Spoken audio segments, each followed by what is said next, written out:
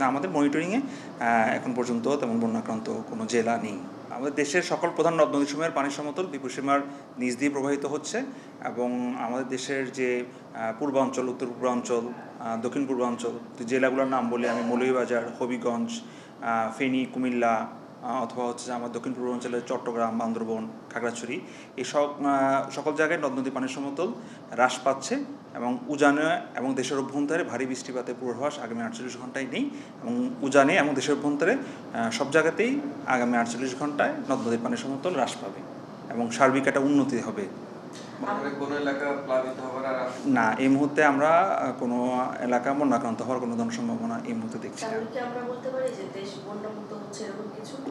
জি, আমাদের আজকে তথ্য অনুযায়ী কিন্তু কোনো পয়েন্টই বা কোনো স্টেশনই বিপদসীমার উপর দিয়ে প্রবাহিত হচ্ছে না। তা আমাদের তথ্য অনুযায়ী এখন কোনো জায়গায় ফ্লাডিং সিচুয়েশন ওভাবে নেই। হয়তো কোনো জায়গায় নিম্ন অঞ্চলে কিছু থাকতে পারে, সেটা নেমে যাবে, কিন্তু আমাদের মনিটরিংয়ে এখন পর্যন্ত তেমন বন্যাক্রান্ত কোনো জেলা নেই।